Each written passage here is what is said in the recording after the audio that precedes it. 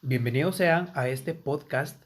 Vamos a hablar sobre un tema llamado neuroanatomía funcional y fisiológica del sistema masticatorio. Existe un sistema de control neurológico sofisticado que regula y coordina la actividad del sistema masticatorio. Ella está formada por nervios y músculos y por tal manera recibe el nombre de sistema neuromuscular. Esta se divide en dos componentes, como ya lo dijimos, en estructuras neurológicas y músculos. Entre las estructuras neurológicas más importantes que encontramos se encuentra la neurona.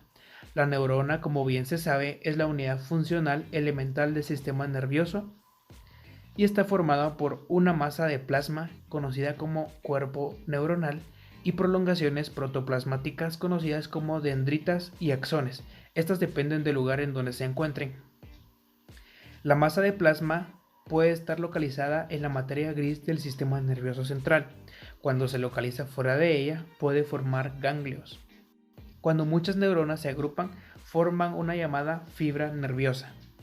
Existen diferentes tipos de neuronas. La neurona aferente es la que conduce el impulso nervioso hacia el sistema nervioso central, mientras que la neurona eferente lo conduce periféricamente. Existe una neurona llamada neurona motora. Esta transmite impulsos para producir efectos musculares o secretorios. Esto lo realiza a través de la unión de dendritas de varias neuronas. Esta unión se le conoce como sinapsis.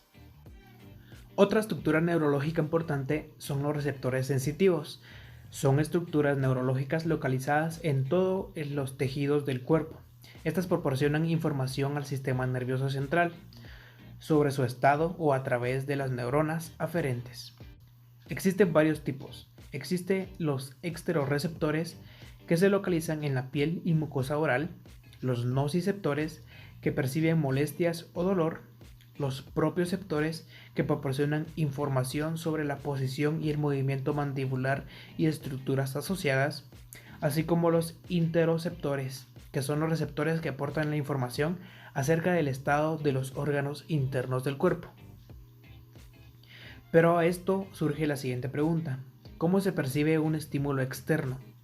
Bueno, el estímulo se percibe desde fuera del sistema nervioso central y se introduce al sistema nervioso central mediante estas estructuras.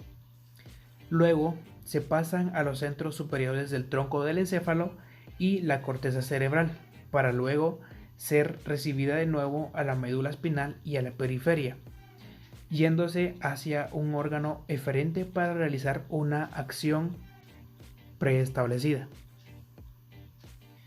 El tronco del encéfalo y el cerebro son otros componentes neurológicos. El impulso viaja hasta una neurona conocida como neurona de primera orden y pasa a una neurona de segundo orden. En este punto es cuando interactúan con algunas estructuras. Entre ellas podemos mencionar el núcleo del tracto espinal. Este núcleo contiene al complejo trigeminal, que a su vez se subdivide en el núcleo del trigeminal sensitivo principal y el tracto espinal del núcleo trigeminal, que se subdivide en diversos subnúcleos, en donde se divide en subnúcleo oral, subnúcleo interpolar y subnúcleo caudal. Otra estructura en la cual interactúa es la formación reticular. Esta formación tiene el control de la actividad cerebral general, favoreciendo o inhibiendo la llegada de impulsos nerviosos. El tálamo actúa como un regulador de la comunicación entre los troncos del cerebelo y el cerebro. Por su parte, el hipotálamo es una estructura muy pequeña en la base del cráneo, pero que tiene una función muy importante, que es la de regular los niveles de temperatura, hambre y sed. Las estructuras límbicas. Son muy conocidas las estructuras límbicas porque estas son las que controlan las emociones y el comportamiento, tales como la ira, la cólera, la depresión, ansiedad, miedo y paranoia. Por su parte, la corteza cerebral es la región más externa del cerebro y es en donde se guardan los recuerdos, en donde se desarrollan las habilidades motoras o musculares y es en donde mayormente se condensa la materia gris. Ahora hablaremos sobre los músculos. En los músculos se encuentra la unidad motora. La unidad motora es el componente básico del sistema neuromuscular. Esta está formada por numerosas fibras musculares por una sola motoneurona. Cada neurona está conectada a la fibra muscular por una placa motora terminal. También aquí se produce otra pregunta. ¿Cómo se inicia un movimiento muscular? Bueno, por su parte podemos iniciar con la activación de la neurona por diversos estímulos. Esta activación activa de igual forma la placa motora terminal. Esta placa inicia liberando un componente llamado acetilcolina. La acetilcolina, por su parte, despolariza las fibras musculares, produciendo así el movimiento de las fibras musculares, que pueden realizar un movimiento de acorte o alargamiento. Y llegamos a la siguiente conclusión. Cuantas menos fibras haya en una motoneurona, más preciso será el movimiento. Un ejemplo de ello son los músculos que se encuentran en el ojo. Un músculo propiamente dicho está formado por cientos de miles de unidades motoras, junto a vasos sanguíneos y nervios. Hablaremos sobre la función muscular. La unidad motora solo puede realizar una contracción o acortamiento, pero tiene más funciones. Como mencionamos, cuando se estimulan muchas unidades motoras, existe una contracción o acortamiento. Cuando un número apropiado de unidades motoras se contraen en oposición a una fuerza, esto se conoce como contracción isométrica. Por su parte, cuando se interrumpe la estimulación de la unidad motora, sus fibras se relajan y se restablece la longitud. A esto se le conoce como relajación controlada. Hablaremos sobre los receptores sensitivos musculares.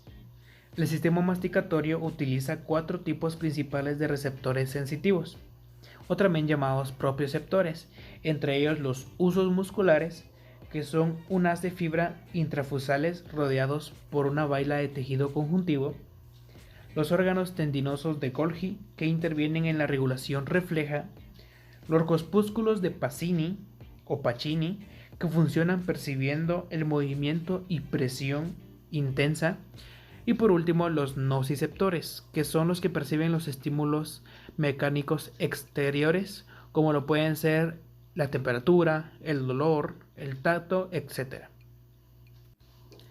Hablemos sobre la función muscular. Existe la función de los receptores sensitivos, que es y consiste en llevar cualquier estímulo hacia el sistema nervioso central. Existe la acción refleja, que puede dividirse en 2 grandes acciones. El reflejo miotáctico, o también llamado de distensión, es el único reflejo mandibular monosináptico. Esto quiere decir que solo existe de neurona a neurona. Consiste en que cuando el músculo esquelético sufre una distensión rápida, se activa un reflejo de protección que provoca contracción del músculo distendido. Otro tipo de reflejo es el reflejo nociceptivo, también llamado flexor. Es un reflejo polisináptico, es decir, de muchas neuronas, que se activa como una respuesta de protección. Un ejemplo de ello es cuando se retira rápidamente el dedo o la mano cuando hay una temperatura muy elevada o con fuego. Inervación recíproca. La inervación recíproca es el mecanismo de control sobre los grupos musculares con una función contraria o antagonista. Un ejemplo de ello es el equilibrio que existe entre los músculos depresores y los músculos elevadores de la mandíbula. Regulación de la actividad muscular.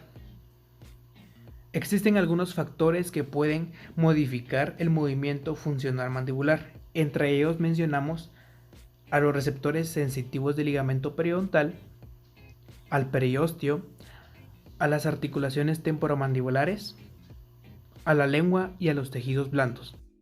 ¿Cuál es la influencia que existen entre los centros superiores? Existen funciones muy importantes de estos centros. Entre ellos podemos mencionar a las funciones del tronco del encéfalo y a la corteza. El tronco del encéfalo tiene algo muy peculiar. Tienen un grupo de neuronas que se mantienen y controlan la actividad muscular de diversas acciones como la respiración, la deambulación y la masticación. Este conjunto de neuronas son llamadas generador de patrón central. Los centros superiores que influencian a la función muscular son la corteza, el tálamo, el GPC o generador de patrones centrales el sistema límbico, el sistema reticular y el hipotálamo. Estos determinan la acción en relación a la dirección e intensidad. Muchas gracias.